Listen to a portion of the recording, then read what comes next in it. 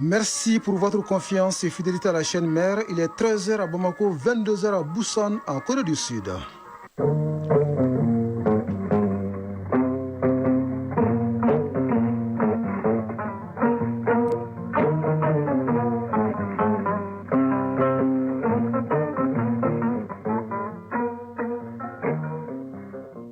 Le journal Bourama Traoré.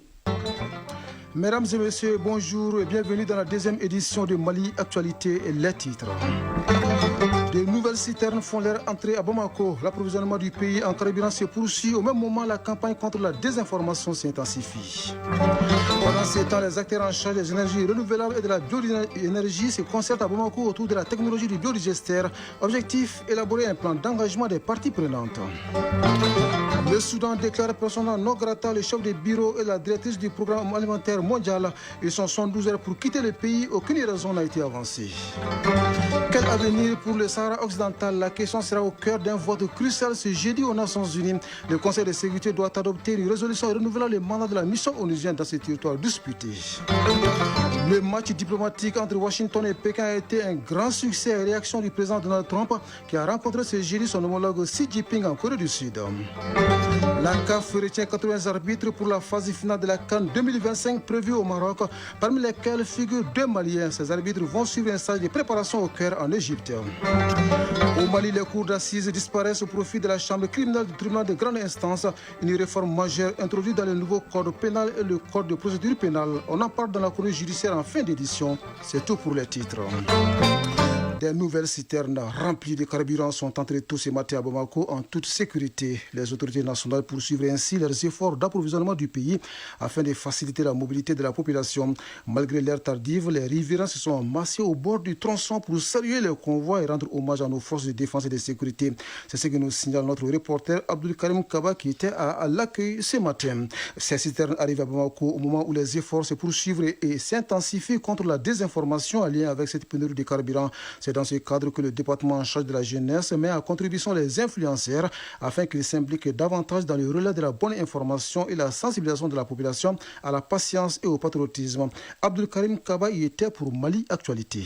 En rencontrant les influenceurs, écrivains, artistes et autres acteurs des réseaux sociaux, le ministre Abdul Kassim Ibrahim Fomba pense qu'il faut un changement de comportement et de mentalité. De partager aujourd'hui les préoccupations que nous avons aujourd'hui dans le cadre de ce que nous vivons, de parler également des efforts qui sont en train d'être faits par les plus hautes autorités, mais surtout de les appeler aujourd'hui au sursaut et à l'union. Nous savons qu'individuellement, chacun est en train de faire des efforts, mais je pense que si on se donne la main et que nous essayons d'avoir des réponses communes, nous allons pouvoir surmonter beaucoup de choses. Et sur le plan de la désinformation, et sur le plan de certains aspects liés au terrorisme et beaucoup d'autres choses. Tout le monde doit œuvrer au développement du pays. Et surtout dans cette situation où la communication occupe une place de choix. Comment Diabaté, artiste. À travers cet échange, nous avons appris beaucoup de choses et beaucoup de solutions aussi ont été proposées pour pouvoir vraiment bien mener cette communication. Un influenceur ou un artiste qui est bien suivi, donc ce qui veut dire que sa communication est très très importante dans ce genre de situation. Zainab Evelyne Jacques, présidente de la COFOR Mali. Nous avons de l'audience, nous avons de la visibilité. On ne peut rien faire, on ne peut pas aller au front, on ne peut pas avoir des armes. Donc notre arme, c'est notre bouche, c'est notre visibilité. C'est de dénoncer ces terroristes, c'est de soutenir le peuple malien, c'est de sensibiliser le peuple malien et de soutenir nos autorités aussi face à ce qui se passe. Cette rencontre a été saluée. Elle aura également permis de partager les informations et de proposer des solutions. Proposer des solutions afin que le Mali puisse tourner vite cette page douloureuse de son histoire. En attendant, les acteurs en charge des énergies renouvelables et de la bioénergie se concertent à Bamako autour de la technologie du biodigester. La rencontre vise à identifier les acteurs clés intervenant dans la filière biogaz afin d'élaborer un plan d'engagement des parties prenantes. Djamba Moussa nous en parle. Partager avec les participants l'état des lieux sur la technologie du biodigesteur, répertorier tous les acteurs clés intervenant dans la filière du biogaz, mettre en place un cadre de concertation nationale biodigesteur, tels sont quelques objectifs de cet atelier. La rencontre vise aussi à formaliser le cadre pour pouvoir mettre en œuvre un plan d'action. Paul Ndiara, représentant du directeur général de l'Agence nationale des énergies renouvelables et des bioénergies. Le développement de la technologie du biogaz, communément appelé biodigesteur, s'est avéré une alternative au gaz butane, au bois et au charbon de bois et constitue aujourd'hui une opportunité d'amélioration des rendements agricoles par l'utilisation du digesta comme fertilisant. Les acteurs des énergies renouvelables et de la bioénergie estiment que c'est la synergie d'action qui déterminera la réussite de la promotion de la technologie du biodigesteur et fera d'elle une filière stratégique. Birama Djourté, conseiller technique au ministère de l'Énergie et de l'Eau. Il convient de rappeler que le secteur des biodigesteurs se trouve aujourd'hui confronté à un certain nombre de défis majeurs parmi lesquels on peut citer le déficit de communication entre les différents acteurs de la filière, la méconnaissance de la majorité des acteurs de la structure mandatée par l'État pour coordonner les interventions dans le secteur. Cette structure, c'est l'ANERB. Le manque de statistiques nationales fiables sur le secteur, l'insuffisance de financement dans le secteur. La technologie du biodigesteur permet de réduire les déchets organiques et à améliorer les conditions de vie des ménages. Améliorer les conditions de vie des ménages, elles aussi ont besoin de l'amélioration de leurs conditions de vie. Il s'agit des personnes handicapées. Une délégation de la FEMAF s'apprête à s'envoler pour Doha au Qatar où elle doit participer au sommet mondial pour le développement prévu du 4 au 6 novembre prochain. Avant leur départ, les représentants des personnes vivant avec handicap remettent une déclaration au ministère en charge du développement social. Le contenu dans ce compte rendu signé est Soumaou Aïdara. Le Mali s'apprête à parler de développement à l'échelle mondiale. À quelques jours du sommet mondial pour le développement prévu à Doha, au Qatar, la Fédération malienne des associations des personnes handicapées FEMAF a remis une importante déclaration au ministère de la Santé et du Développement social. Elle y appelle à l'évocation des préoccupations et surtout des conditions de vie des personnes en situation de handicap afin qu'elles soient portées haut et fort lors des échanges internationaux.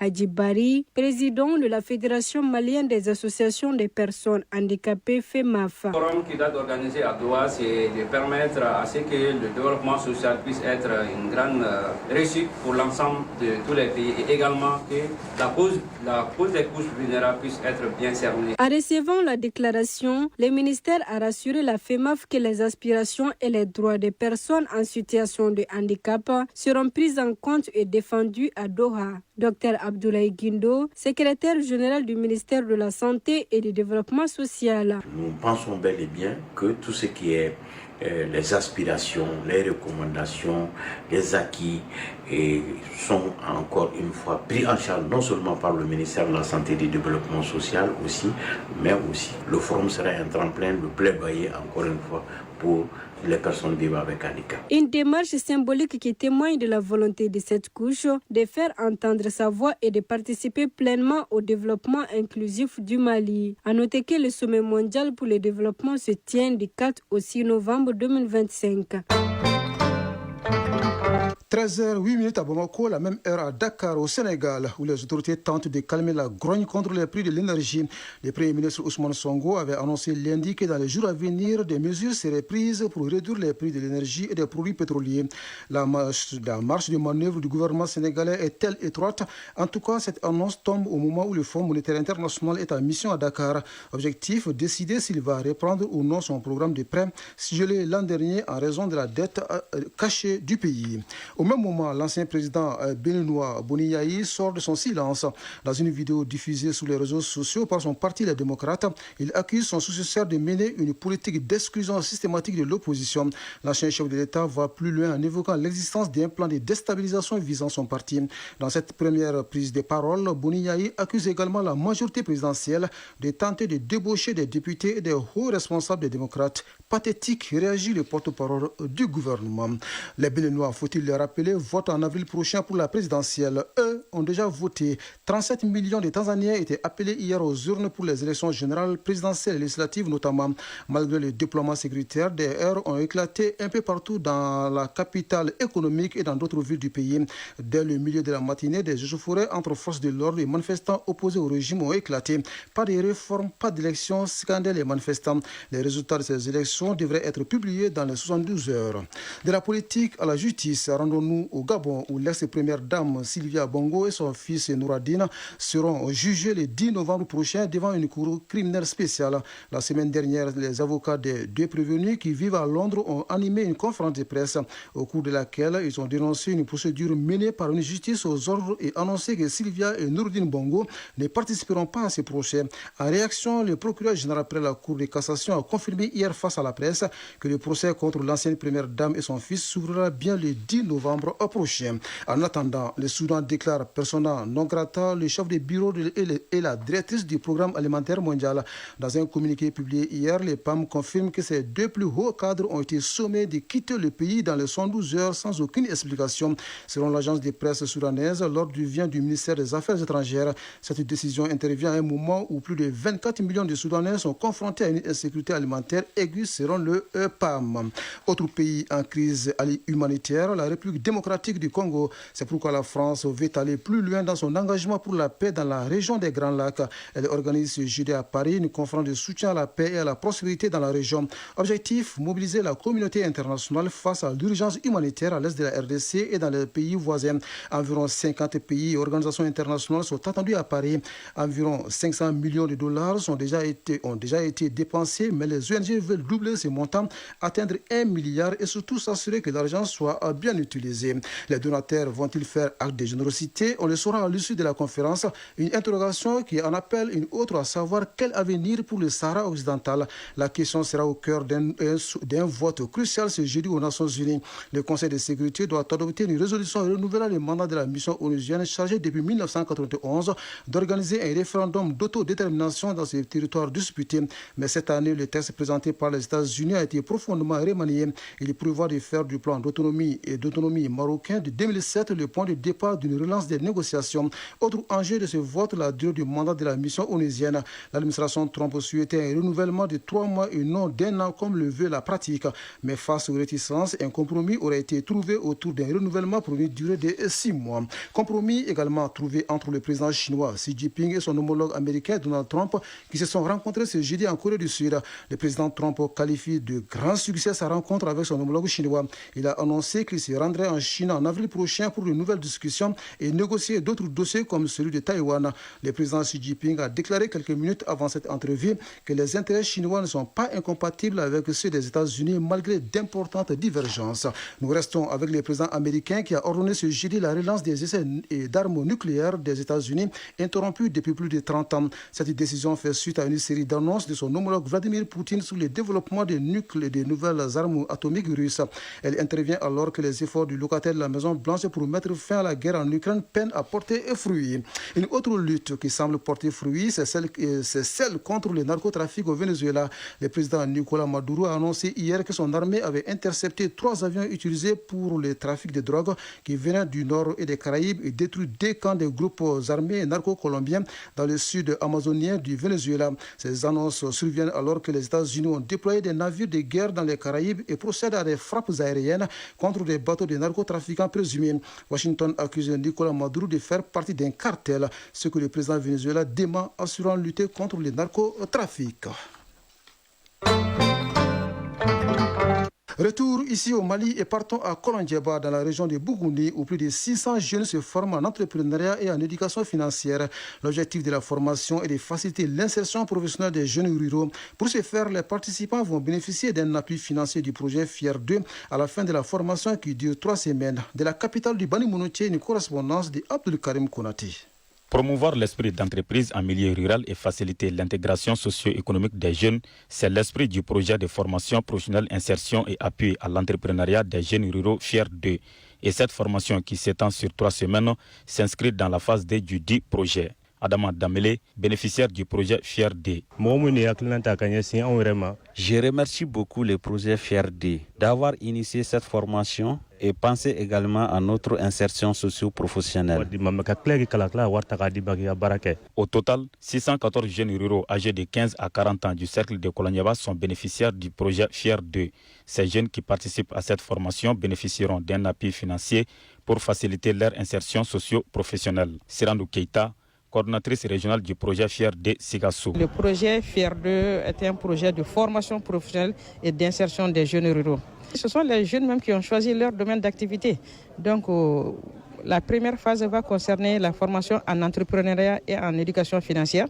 Et la deuxième phase maintenant, ce sont les formations techniques, soit en embouche bovine, maraîchage, commercialisation et fabrication d'équipements agricoles. Ibrahim Duyon, adjoint au préfet du cercle de Kolondiaba. La formation et l'insertion des jeunes sont prioritaires, majeures des autorités maliennes. À ce titre, je remercie le DGEN projet de formation professionnelle, insertion et appui à l'entrepreneuriat des jeunes ruraux, en d'autres termes, FIER-D, pour avoir choisi notre cercle pour lancer les activités dédiées au renforcement des capacités des jeunes. A noter que le projet FIER-D est une initiative du gouvernement malien et le Fonds international de développement agricole FIDA. Bouni Abdelkarim Konaté, Djibril Bagayogo pour l'ORTM.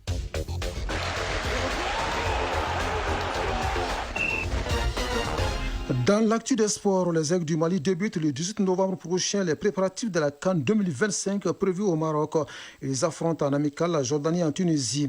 Dans le cadre de cette compétition, la CAF a publié la liste des arbitres qui doivent participer au stage de préparation au Caire en Égypte.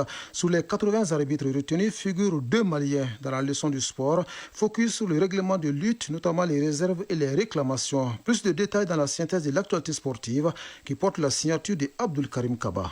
Football préparatif de la CAN Maroc 2025, les Aigles du Mali affrontent la Jordanie en amical. Ce sera le 18 novembre prochain au stade olympique Hamadi Agrebi de Radez en Tunisie. L'objectif est de se préparer avant la phase finale de la CAN Maroc 2025. Cette rencontre amicale marque aussi le top départ de la campagne des Aigles en vue des préparatifs de la CAN Maroc 2025. Lors de la campagne de qualification pour la CAN, les Aigles ont marqué 10 buts contre un seul concédé en 4 victoires et 2 nuls. Selon une interview du sélectionneur du Mali, Tom Saint-Fit, sur le site de la CAF, il croit fermement au potentiel des Aigles pour briller à la CAN Maroc 2025, malgré un groupe relevé avec le Maroc pays hôte, la Zambie et les Comores. Football toujours et la CAN Maroc 2025. La Confédération africaine de football a publié la liste des arbitres conviés au stade de préparation qui se déroulera au Caire en Égypte. Sur une liste de 80 arbitres sélectionnés, 33 centraux, 36 assistants et 11 arbitres de VAR. Figurent 2 Maliens. Il s'agit de Boubou Traoré, dit Penny, arbitre central, et de Modibo Samake, arbitre assistant. Le stage de préparation se déroulera au Caire, en Égypte, du 8 au 13 novembre prochain. Ce stage intensif de 6 jours permettra à nos représentants ainsi que leurs homologues africains d'affiner leurs conditions physiques et de maîtriser les règles du jeu. Sur le continent toujours, la Confédération africaine de football et la Fédération marocaine de football ont officiellement confirmé les dates du mini-tournoi de barrage pour la Coupe du Monde 2026. Les matchs de barrage africains pour la Coupe du Monde 2026 démarrent le jeudi 13 novembre prochain dans des enceintes de la capitale marocaine. Il s'agit du stade El Badrid et le complexe sportif Prince Moulay El Hassan. Le programme confirmé est le suivant. Nigeria-Gabon ouvrira le bal à partir de 16h GMT. Cameroun, République démocratique du Congo, suivra à 19h. Les 2 vainqueurs se retrouveront ensuite en finale le dimanche 16 novembre prochain à partir de 19h GMT sur la pelouse du stade Prince Héritier Moulay El Hassan. Le vainqueur de ce mini-tournoi de Rabat rejoindra le tournoi international de barrage prévu en mars 2026 où il représentera l'Afrique pour tenter de décrocher la 10e et dernière place qualificative pour la Coupe du Monde 2026 organisée aux États-Unis, au Canada et au Mexique. Pour rappel, l'Afrique du Sud, l'Algérie, le Cap-Vert, la Côte d'Ivoire, l'Égypte, le Ghana, le Maroc, le Sénégal et la Tunisie sont déjà qualifiés. À présent, la leçon de sport du jour. La leçon de sport de ce jeudi porte sur les règlements de lutte et précisément les réserves et réclamations au cours d'une compétition. Comment se fait une réclamation ou réserve? Isaac Tchenou nous en parle dans sa leçon de sport de ce jeudi. Dans la lutte traditionnelle, tout comme dans d'autres disciplines sportives, il y a possibilité de réserve et de réclamation. Selon les règlements de lutte au Mali, les réserves et réclamations respectent des principes. Demba Danyoro, président des arbitres de lutte au Mali. Les réserves se font avant la rencontre pour la qualification des lutteurs. Et les réclamations portent sur la violation des règles au cours des compétitions et des combats. Comment se fait une réserve ou réclamation des Badanyongo précises? Les réserves et les réclamations sont dictées par le plaignant, consignées par l'arbitre sur la feuille de match, en présence du capitaine ou de l'entraîneur de l'équipe adverse. Elles doivent être accompagnées d'une somme de 25 000 francs CFA. Le jury peut faire recours à la vidéo en cas de besoin. Les résultats d'un combat de lutte peuvent changer suivant le résultat d'une réserve ou réclamation, précise le président des arbitres du Mali. En cas de réserve ou de réclamation, si par exemple la partie à gain de cause, ça veut dire que le résultat doit venir en cas de violation des règles, par exemple. Donc, quand il y a eu un coup de poing et que les arbitres n'ont pas vu, les arbitres n'ont pas pu détecter les effets, effectivement, la partie plaignante à gain de cause donne des avertissements. Si ça nécessite des avertissements, si c'est sur la victoire même, le plaignant peut gagner le combat. Pour éviter de perdre un combat en lutte, il est important pour les responsables de connaître les règles de compétition. Chronique judiciaire. Au Mali, les cours d'assises disparaissent au profit de la chambre criminelle du tribunal de grande instance.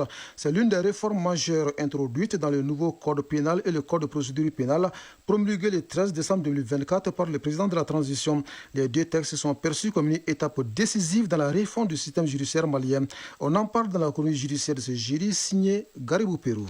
Une institution séculaire s'efface du paysage judiciaire. Il s'agit de la cour d'assises. Cette juridiction chargée de juger les crimes les plus graves disparaît définitivement dans le code de procédure pénale en vigueur. En son lieu et place, la chambre criminelle intégrée au sein du tribunal de grande instance.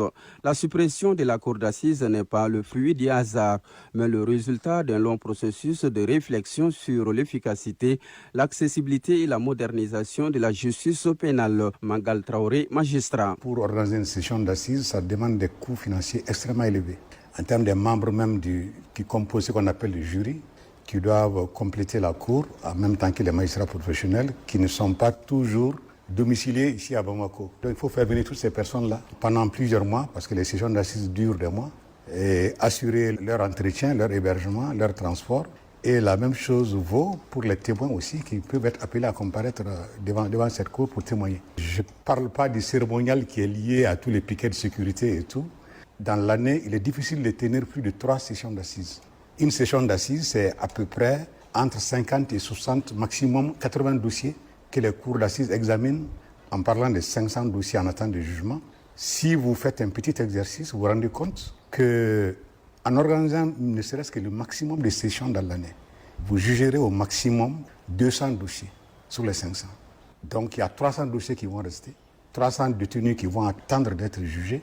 Est-ce qu'on pouvait continuer avec ce même dispositif en laissant croupir des accusés en prison pendant des années? Trop lourde, trop coûteuse, trop lente, la cour d'assises, avec ses procédures parfois archaïques, peinait à répondre aux questions d'une justice rapide, équitable et compréhensible pour tous. En revanche, la nouvelle chambre criminelle, tout en conservant la gravité nécessaire au jugement des crimes, s'inscrit dans une logique de rationalisation et d'efficacité. Avec les chambres criminelles qui vont désormais fonctionner, une fois que l'affaire est réglée, bouclée, on n'a plus besoin d'attendre des années. C'est-à-dire qu'on peut tenir des audiences criminelles une fois par semaine, une fois tous les 15 jours, une fois par mois. Ça dépendra du rôle, du volume de travail qui existe au niveau du tribunal concerné.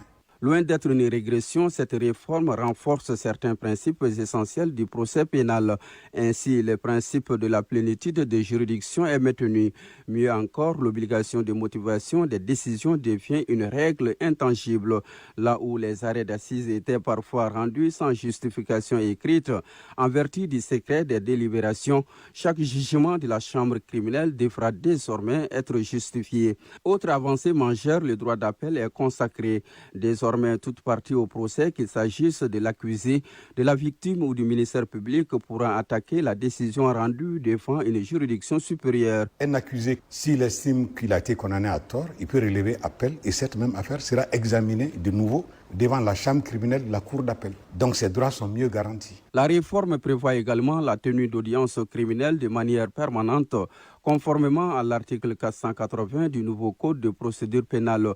Une disposition qui devrait avoir un impact immédiat sur la fluidité du traitement des dossiers et par ricochet sur le désengorgement progressif des établissements pénitentiaires. Dans le nouveau Code, il est prévu qu'à toutes les phases de la procédure, c'est-à-dire depuis le début, depuis la phase d'enquête, les unités d'enquête au niveau des commissaires de police, des brigades de gendarmerie ont l'obligation d'informer déjà les victimes par rapport aux faits commis et sur leurs droits.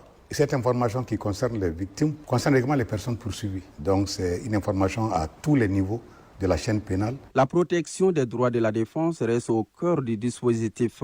Les garanties procédurales sont réaffirmées, les droits des accusés consolidés. À chaque étape, la réforme s'attache à concilier l'exigence d'efficacité judiciaire avec le respect des libertés fondamentales. On peut avoir les meilleurs textes du monde. Si l'application ne suit pas, on aura des textes qui vont rester purement dans le domaine de la théorie. La cour d'assises est morte. Vive la chambre criminelle plus rapide, plus accessible, mieux encadrée juridiquement. Il appartient à chacun, magistrat, avocat, greffier et citoyen, de faire vivre cette nouvelle juridiction avec rigueur et humanisme. C'était la chronique judiciaire et c'était la signature de Garibou Pérou, chronique qui met d'ailleurs un terme à cette édition qui vous a été servie par Absé Traoré à la mise en onde, Ségou Traoré, Bekaï Sissi à la mise en ligne et au micro Brahma Traoré. Juste après moi, Moussa Koulibaly s'installe pour la lecture des avis et communiqués. Le prochain rendez-vous avec l'information, c'est à 19h30. Grand merci à vous de nous avoir suivis. Excellente fin de journée à vous, où que vous soyez.